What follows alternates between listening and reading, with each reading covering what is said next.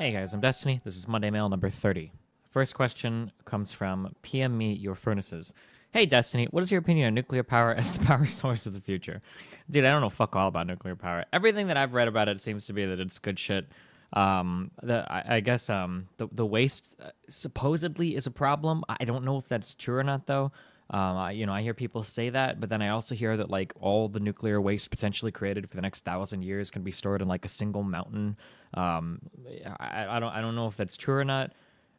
I don't really know enough about it to give you like a well-informed opinion on the efficacy of nuclear power as a viable substitute for all of our energy in the future. So I can't really say, but I mean, it seems like a dank meme.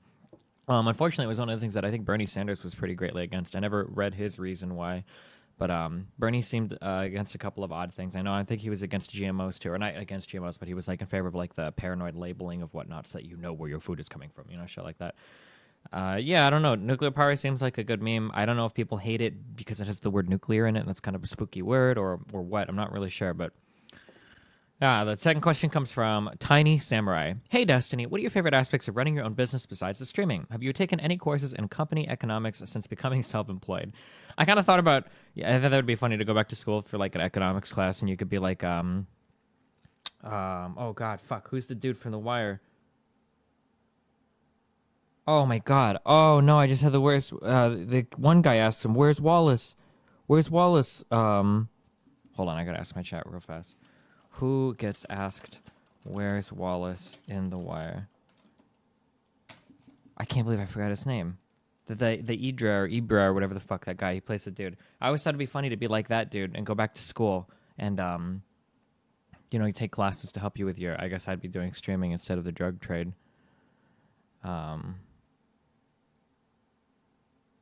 I don't really know how much, like, if I go to school, I don't really know how much. Oh, Stringer Bell, that was the name. Fuck, Stringer. Yeah, I don't really know if I don't know if I go. I'm sorry, this is a very unnecessary tangent. If I go back to school, I don't really know how much it would help. Like, if I take like a business class, is it really going to help me that much with my streaming and whatnot? Although maybe it could, to get a second perspective on things. I don't know. I would have to take some pretty specific business classes in marketing and advertising and whatnot, probably. But yeah, I probably wouldn't go to school to help with my business stuff. I seem to get a lot of good advice from people around me, and reading random shit. I've got other people that are always quick to chime in with ideas and whatnot. In terms of what are your favorite aspects of running your own business, I mean, being self-employed is obviously really cool. I can, I work when I want to the detriment sometimes of my fan base. And, I can do whatever the fuck I want. I say that, but I mean, I guess I can't really piss off the Twitch overlords. At the end of the day, there's always somebody that you kind of owe yourself to. Some people make it sound like, there's like two sides to this. Some people make it sound like if you're self-employed, you're totally free to do whatever you want. Well, no, not really. You still have customers that you have to keep happy. You still have to pay your taxes. You still have to pay your bills. You have to get out and do some work. Otherwise, you're fucked.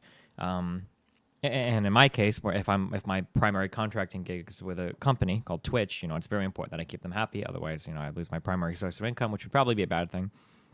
But that being said, there's obviously a lot more freedom. I can do what I want when I want.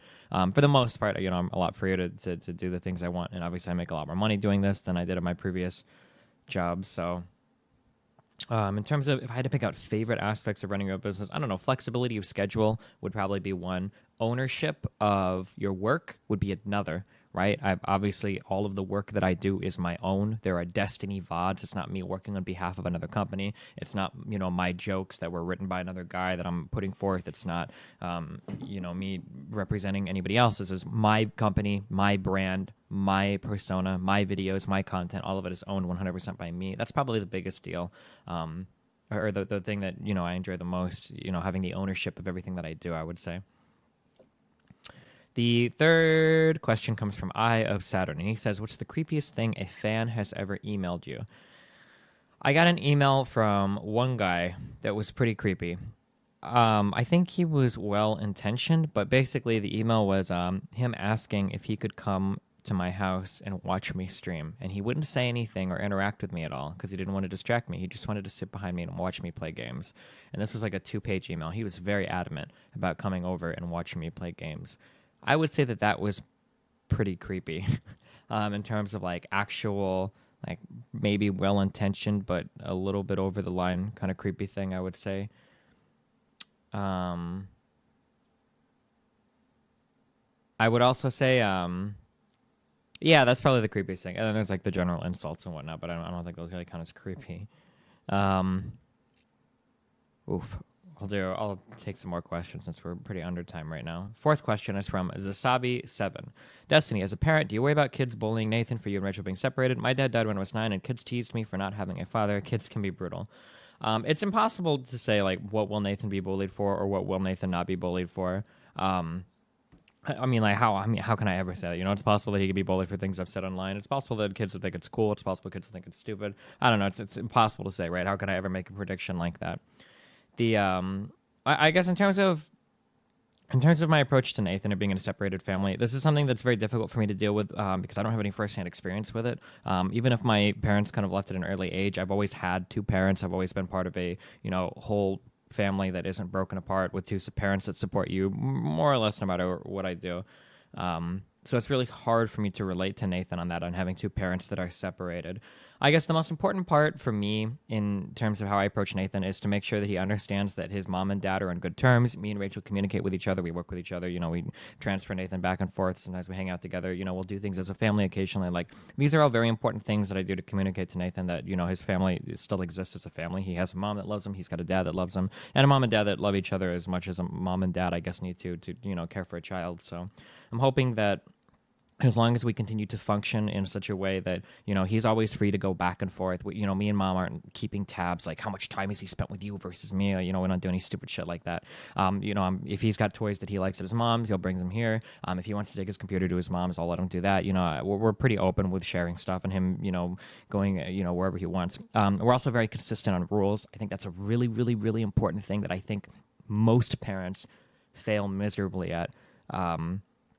That's a whole other topic. I hate parents sometimes.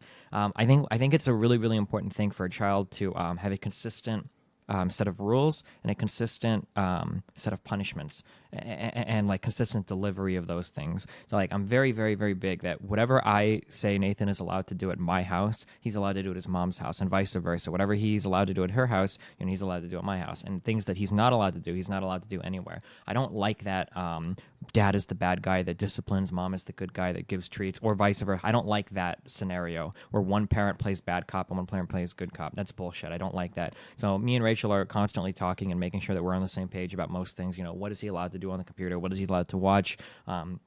What words is he allowed to say? How is he allowed to act? Is he allowed to throw a temper tantrum, before getting in trouble? Is he allowed to, if you ask him to do something, he goes, oh, like, is that allowed or not allowed? We're very, very, very consistent on the delivery of those things. So I hope that he's getting a consistent experience in terms of experiencing discipline and what he is allowed and not allowed to do, based on who he's at. So I guess what I'm trying to get through and all of that is that I hope that he feels like he's growing up in a well-adjusted family, regardless of what's going on. I make sure that Rachel is taken care of financially. I'm obviously taken care of financially. Nobody is like dying on the street or anything. There's not like a superior parent and, we don't fight over him or fight in front of him or anything like that. So, yeah. 4. We'll do one more question. I'm kind of blowing through these. Do you think that scientists, hard science, and in parentheses, should have some direct political power regarding certain issues like climate change, even if that would undermine democracy? This is a really hard question to answer. There's a name for this.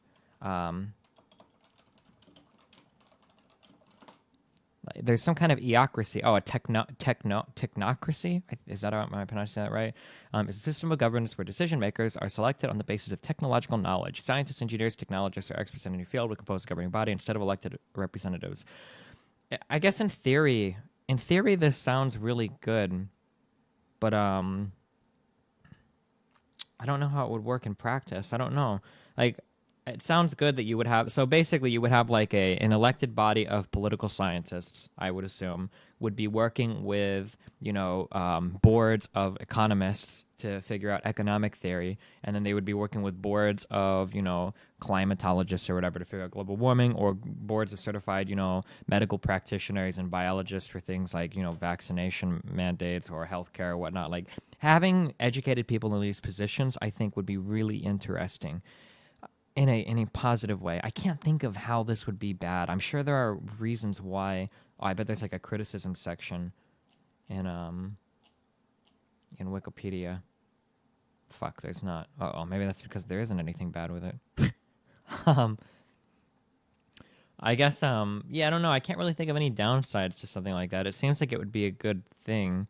But I mean, in our current climate right now, you have like a rejection of the expert, or the rejection of people with credentials in the first place. If you look at the entire Trump movement, you know, these are a bunch of people that don't trust anybody with a degree, you know, tied to their name. So maybe people would eventually rebel against the scientific system if they weren't careful with how they worded or phrased their messages.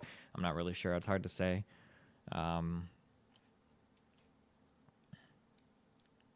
Yeah, I don't know. It seems like it would be. It seems like it would work, but yeah, you'd have to be careful because you need a lot of scientists working together on this too. For instance, like I don't think that a doctor is going to be qualified to fix our healthcare. Right now, a doctor might be in a really good position to give you the benefits of, say, of predictive screening or preventative care. Right, but then you would need like an economist or a business major to decide, like, okay, well, weighing this against this, you know, what economic outcomes are the best depending on what we're going to do, you know, and you would need different people from different fields to get together to decide what would the best things be. But I would much rather have like a group. I would much rather have, you know, like medical students advocating on behalf of patients, and then having everything they say being tempered with, you know, econ or business majors, you know, who are conversing with engineers and, you know, people in order to figure out like an ideal healthcare system, rather than politicians who are sometimes completely uneducated, totally daft, shockingly ignorant, sometimes bought and paid for by different lobbying groups, sometimes representing interests that I don't want represented in these discussions. I don't really want a religious person telling me, you know, I don't want a religious person deciding by law if we should or shouldn't, you know, pay for contraception or abortion. I don't give a fuck what your religion is, and I don't think it has any place in my politics or my political system. So yeah, I don't know. I feel like I would be drawn to that idea in general, but who knows? I mean, I think most of the right now would probably be opposed to it because all academic people are libcuck SJWs anyway. So yeah, who the fuck knows? And people on the left might even be opposed to it in certain ways too. If scientific studies did come out and say things like, oh, you know, there are, you know, big differences between men and women, so we do need to address it in this way. You know, maybe Title IX is a little bit bullshit. And then, you know, you might get a lot of pushback there too.